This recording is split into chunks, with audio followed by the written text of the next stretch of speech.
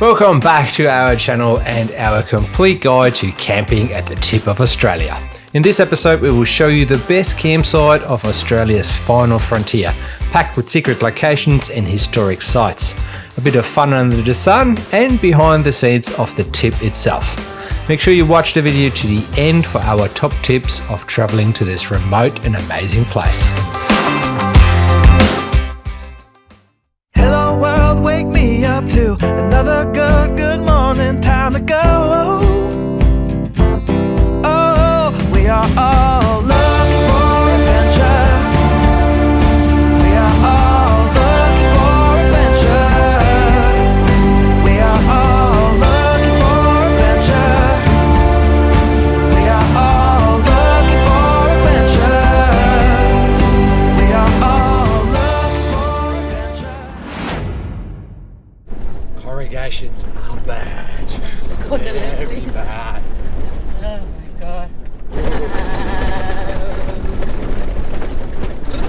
This is at 20 kilometers per hour. 20. Less actually now, that's 10. We still have 22 kilometers to go to My Bali. milkshake brings the boys to the club.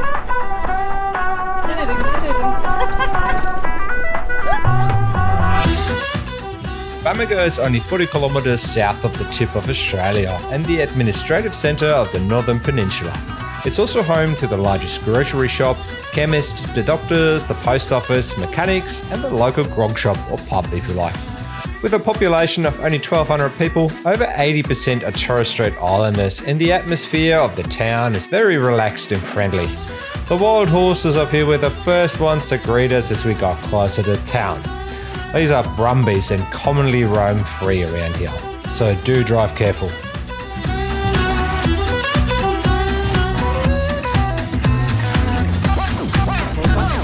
$3.70 per litre diesel. Ouch. But has to be done. That's the top end for you. You haven't got much of a choice, I guess. Here we go, our supplier store. Pamaga supermarket. Look like they're closed today. What's going on? It's closed. Right, unfortunately a bit of a radio show going on here today, so shops are closed and that leaves us with no bread, no milk. We've got everything else. I suppose we'll just come back tomorrow. Yeah. Well, shops are closed, but lucky the pub's open and just across the road. A little tip up front, alcohol costs a small fortune at the tip, so plan ahead, but keep local carry restrictions in mind. Oh, look what I got. Bush fruit. You from Western Australia, you know my feeling now. Ta-da-da. What you guys got? Corona. Corona, but we have to buy these too. Those are just our fan of YouTube channel. Say Cheers, hello. everybody. Yay.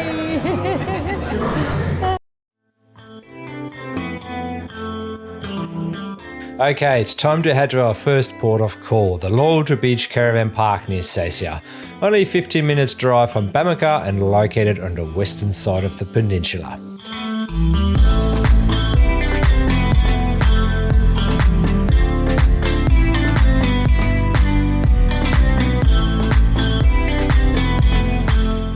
Muttee Beach turned out to be a real gem of a caravan park, with wide open spaces, powered and unpowered sites, and if you're travelling light and only have a rooftop tent, you're able to set up right on the beach, whereas caravan parks and campers are allowed from the second row back. Now this may seem odd at first, but it did make sense as the beach views weren't obstructed by big rigs. There's a kiosk, a little shop, a few washing machines, and amenities were clean with hot showers.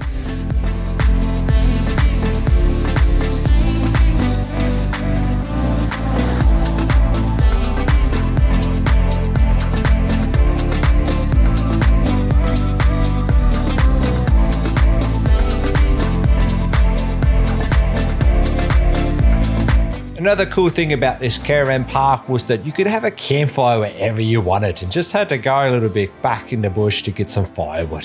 What a top spot. We set up camp in this huge spot with views over the ocean and sunsets. This was a great place to stay for the upcoming days. We noticed there was also a restaurant and bar towards the end of the caravan park, so that night we headed straight for sunset dinner.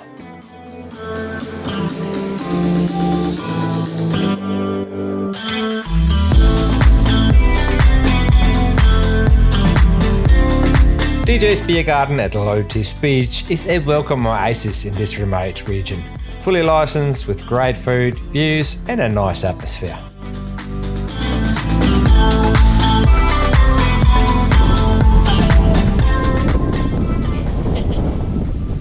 Yeah, cool little spot here, a little bar and restaurant area. We're gonna go for some grubs here tonight. Get a little taco plate. Yeah. Beautiful spot, hey? Nice. Yeah. Definitely one of my most favourite caravan parks that we've stayed in, hey? Yeah. So nice, relaxed, easy going. Just a beautiful place. And look at the views.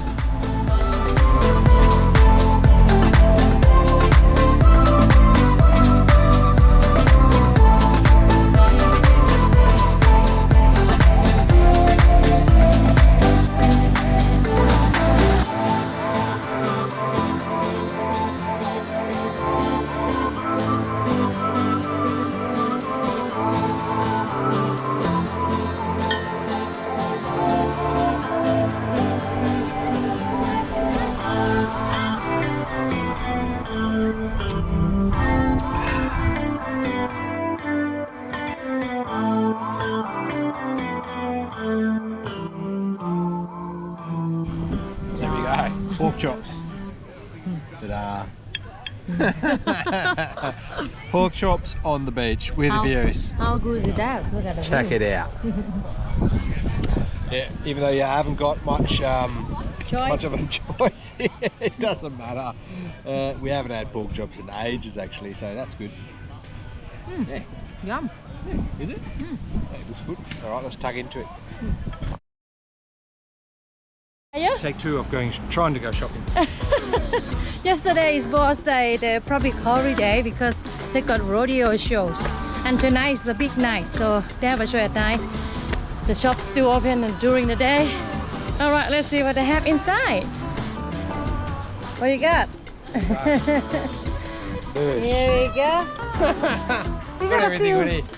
So we got everything we need. It's $52. It's not too bad. Yeah, some things are priced a lot dearer.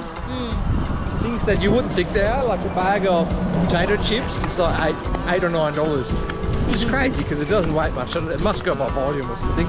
And then, yeah, chicken is a bit dear for some reason. I think a kilo of chicken is $26. And other things were quite reasonable, like your fruit and veggie was actually quite good.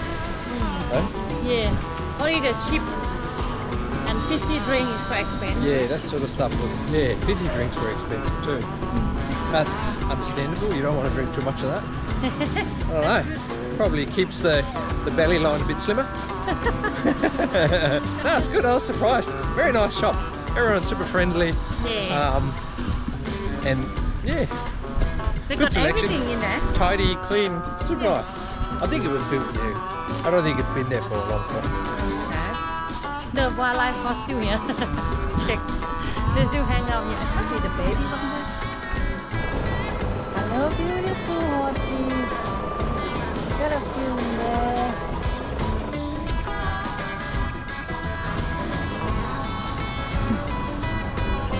And two boys chasing the wild horse. Yeah, another two, yeah. White horse, grey horse and brown horse. I think they're gonna do... Oh.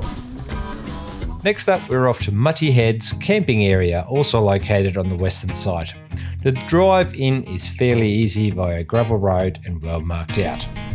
With open spaces for multiple vehicles, this is not only an awesome free campsite right on the beach, but from here you can take a track to the mouth of the Jargin River. Muttee Head has a long history attached, and a short track takes you to the remnants of an old World War II radar station that was situated on top of a hill. This campsite is maintained by the local shire and even has a little toilet.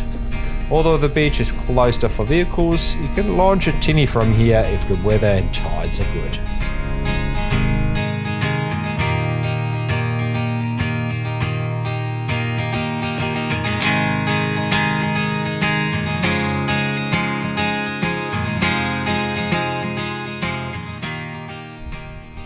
Well, this is an old radar station, an old World War II radar station that was operated by the Royal Australian Air Force back in 1945, I would say. War was finished 1945. There's actually a plug there. It's called radar station number 52. And there's a little plug. Operational on this site from March 1943 To 1945. to September 1945. Makes sense because that's when the war ended. And from memory, what happened is that this place was dismantled, all the other equipment was shipped off, and the area was given back to the locals and then used as a storm shelter, if I'm not mistaken.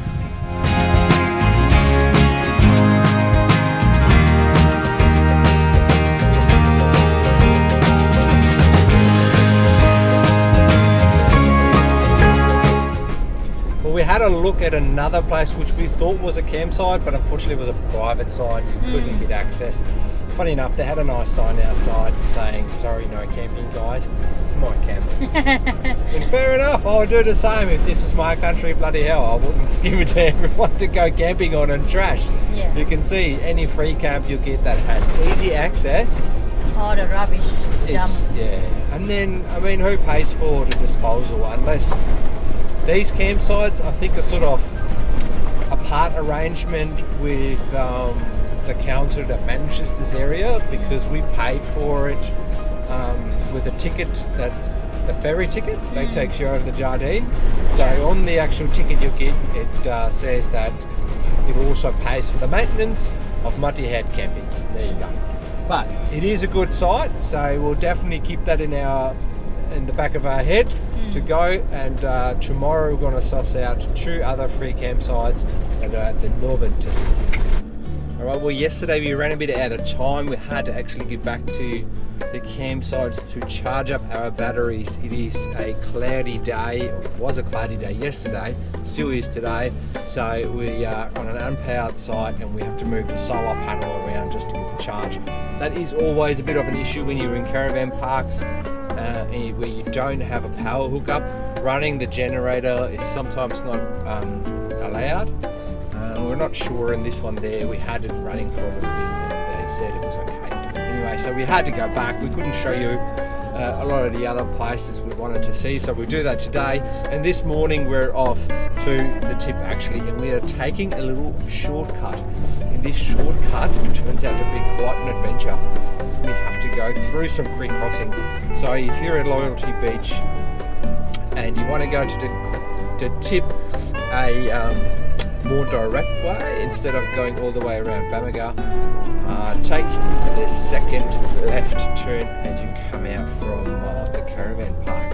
That takes you to a little off-road track and a creek crossing as well, but it's a beautiful little scenic drive. So we're off to the tip today, and we're going to visit a few more free campsites along the way. Let's go. We had to stop at the croc tent, didn't we? Yeah. Got some souvenirs. Now we're properly dressed for the tip. We're now on our way to a free campsite called Roonga Point, which is not far from Punsand Beach Caravan Park. This is a free campsite that runs along the coastline, and we're going to go and check it out and see what it's like. Roonga Point is another free camping area on the western side of the tip, and accessible by 4-wheel drive only. The roads are usually pretty good though, as long as you stay on the main tracks.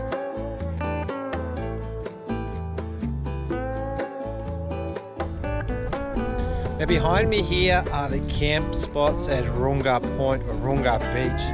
Roonga Point has little campsites dotted all along the beach with views over the Torres Strait Islands. What an amazing place.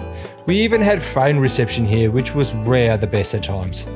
Although the water is very shallow, you can launch a tinny at mid to high tide and head off and explore the coastlines and islands. The campsites are pretty clean and tidy, with most of them by the beach and a few smaller ones up on the hill. Now this little track here takes you along the beach, and there's a couple of more campsites up further the hill. And you can just park up anywhere here. I think those ones here on the beach are probably my preferred spot because it's easy to get in and to get out. If you want a bit more privacy, you can have a look at the campsites that are further up on the hill. It's a bit rocky over there, and you don't have much space in the on the shore because of the tide comes in actually a fair bit. There's one or two cool spots though. Check them out if you're down here. And yeah, so that's Roonga Point. It's free, you got very good reception here, probably the best reception we've had so far. It's not far from Punsand Bay if you want to squeeze over there and have a drink or have a feed. It's also not far to Damon Island, which you can see in the distance. It has a bar and small resort on it. The longer island behind Jenny there is called Possession Island, the place Captain James Cook first laid anchor in 1770. Jenny loved it here. Tucked away from the easterly winds, we decided to make this place our new base camp. Next up was the Punsand Bay Caravan Park, which is only a few kilometres down the road from Roonga Point.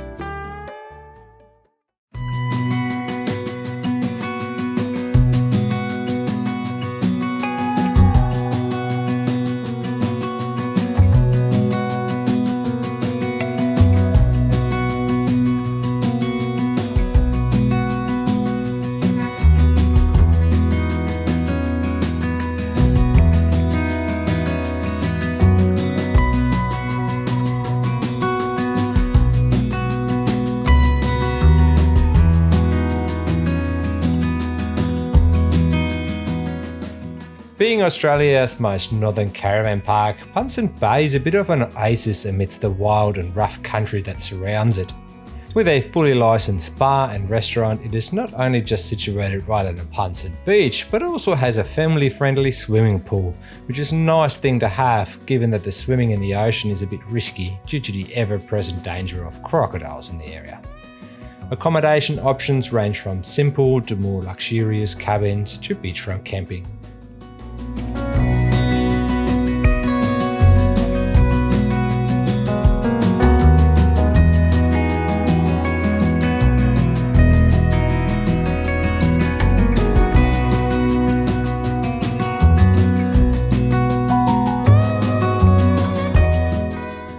I must admit, we did enjoy the ice cold beer from the tab in the bar the most, and what a great place it was to hang out and relax for a day.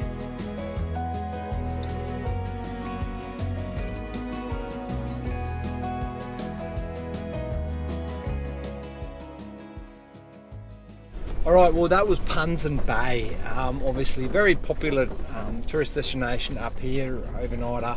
They got cabins and so it's a nice beach. They don't miss you with the prices though, do they over there, Jenny? Yeah. Coffee and a ginger beer, 18 bucks, so not the cheapest of all, but it is on the top end, so what do you expect? Everything has to be carted in, it doesn't come cheap. So, we are now taking the off-road track from Punsand over to the tip because the main road is actually closed for roadworks at the moment or until 12 o'clock, which is in 5 minutes anyway. But wouldn't be Wild World Adventures if we take a two-wheel drive track, so we're off on the four-wheel drive track which follows the whole beach line across Punsand there. Just a bit of note of advice there, if you're thinking about exploring this area and you look at Google Maps and you see all these beautiful beaches and stuff, most of them are actually closed. They have signs in front of them, do not enter, they are for locals only, which is fair enough, so there isn't that much you can drive around. Now, unless you really love your forward driving, I would not recommend this track at all, as it is very slow going with many water crossings and overhanging tree branches. There's a hole here.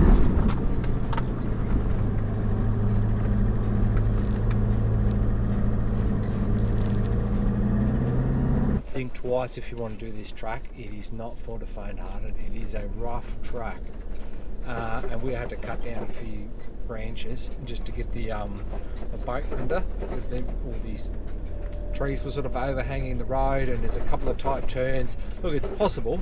It's definitely not very difficult, but there's a couple of steep sections in there. I reckon you're better off doing the deer tour and go around, take the main road if you can. So we're not too far now from Australia's most northern point. There we go, we finally made it to the most northerly point of mainland Australia. Would you happen to be able to take a photo of us? That's what it really looks like at the tip. This is behind the scenes. That is only the front. And the pilgrimage starts beyond that mountain there.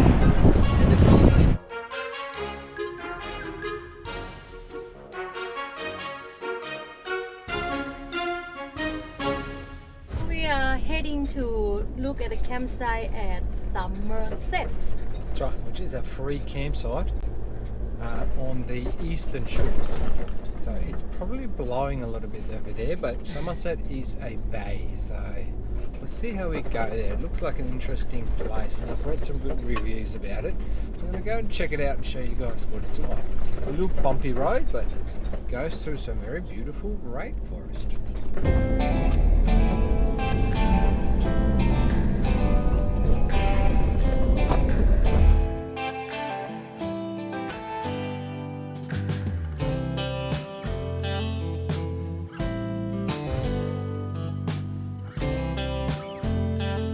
Sommerset is another great free campsite facing the northeast. It is located near the Jardine family's homestead and another place filled with history. There are two main open places to set up with lots of shade and right on the beach. Toilets are available, but you otherwise have to be self-sufficient. Right in front of you is Albany Island and some amazing beachfront to explore. If you take a hike along the shore, you may find another hidden gem of the Cape. This ancient cave is lined with Aboriginal art that dates back to thousands of years when the water levels were much lower than they are now. It is one of the best rock art sites we have ever seen.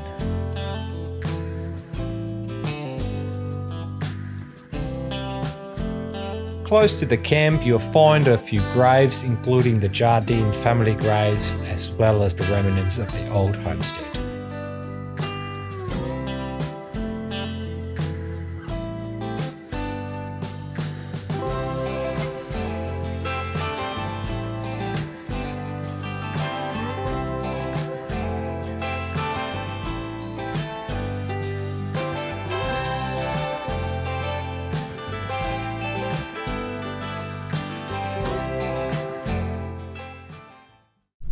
And right behind me is Alau Beach in Muttee, another caravan park you can go to, and it's a beautiful little caravan park. We'll show you around. Alau Caravan Park is another great beachfront campground with a relaxed vibe and close to Bamaga.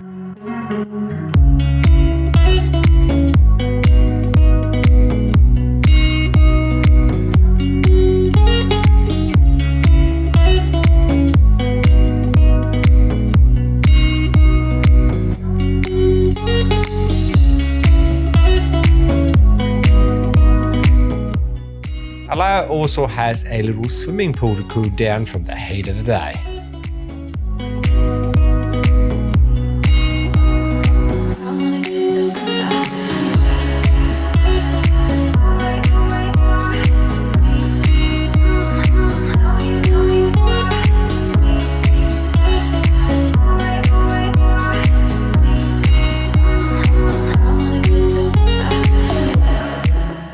Last on our list is the Seisia Holiday Park right next to the ferry port and boat ramp. Yeah, now check this out. This is Seisia Holiday Park or Seisia Caravan Park, whatever you want to call it. Situated right in Seisia itself, right next to the port or the jetty, which is a good spot for fishing, by the way. It's got this beautiful sand beach, dotted with palm trees, and you can set up right here at beachfront if you like. Seisia Caravan Park looks a little bit like a tropical paradise, with coconut trees lining the beach and the Torres Strait Islands as a backdrop. Although your spots are usually allocated, caravans can set up right next to the beach here. There are multiple huts you can rent, which is a great option if you're just bringing a tent and need some shade during the day.